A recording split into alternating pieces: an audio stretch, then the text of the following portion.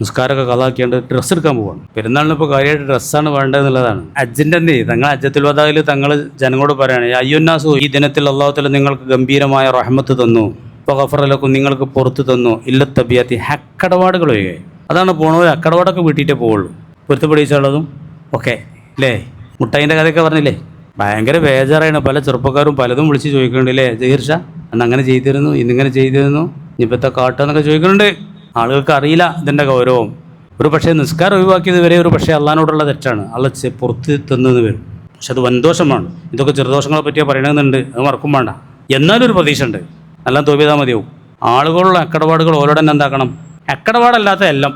നിങ്ങൾക്കിടയിലുള്ള അക്കടപാടുണ്ടല്ലോ, നിങ്ങളിലെ സുകർമ്മികൾക്ക് വേണ്ടി അല്ലാഹു തആല നിങ്ങളിലെ പാപികൾക്കും പുറത്തു കൊടുത്തിട്ടുണ്ട്. നല്ല മനുഷ്യന്മാരുടെ ബർക്കത്ത് കൊണ്ട് മറ്റവർക്കും ഗുണമുണ്ട് എന്നൊക്കെയാണ് പറയണത്. പിറ്റേന്ന് മുസ്ദലിഫ എത്തിയപ്പോൾ, പിറ്റേന്നല്ല അന്ന് തന്നെയല്ലേ മുസ്ദലിഫിക്ക് പോവുക. ഒമ്പിനെന്ന് ഉച്ച മുതലിച്ച് അറഫയിൽ നിന്നും മഗ്‌രിബോട് കൂടെ എടുക്കു പോവും.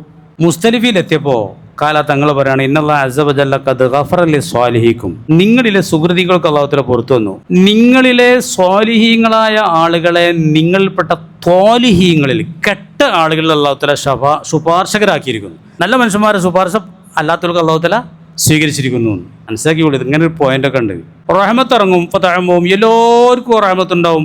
ഉമ്മ തുഫറഖുൽ മഗ്ഫിറത്തു, പിന്നെ ആ മഗ്ഫിറത്തിനെ വീതിക്കപ്പെടും ഫിൽ അർദി, ഭൂമിയിലൊക്കെ. അവിടെ അർഫയിൽ മാത്രമല്ല, മുസ്ദലിഫയിൽ മാത്രമല്ല, ഇവിടെ കോട്ടക്കൊക്കെ എത്തും. മശ്രിക്ക് മഗ്‌രിബിൻ്റെ ഇടയിലുള്ള മോമിനിങ്ങളൊക്കെ കിട്ടും. പക്ഷേ ആർക്കാണെന്നറിയോ, അന്ന് തൗബ ചെയ്ത് പശ്ചാത്തപിച്ച് മിമ്മൻ അഫില ലിസാനഹു വയദഹു, കയ്യും നാവൊക്കെ സൂക്ഷിച്ച് അന്നൊരു തൗബയിലായിട്ട് ആരൊക്കെ ഉണ്ടാവും ഓൽക്കൊക്കെ ഹാജിയന്മാർ കിട്ടുന്ന മഗ്‌ഫിറത്ത് കിട്ടുന്നു. അല്ലല്ല തരുന്നത്, നമ്മളാരുമല്ലല്ലോ. അള്ളാഹ്ക്ക് അതൊന്നൊരു വിഷയമല്ല. അന്നൊരു തൗബയൊക്കെ ചെയ്യണം. അത് മനസ്സിലാക്കാതെ നടന്നിട്ടുണ്ടെങ്കിൽ കണക്കനെ കാരണം നിസ്കാരമൊക്കെ കളാക്കിയാണ്ട് ഡ്രസ്സ് എടുക്കാൻ പോവാണ്.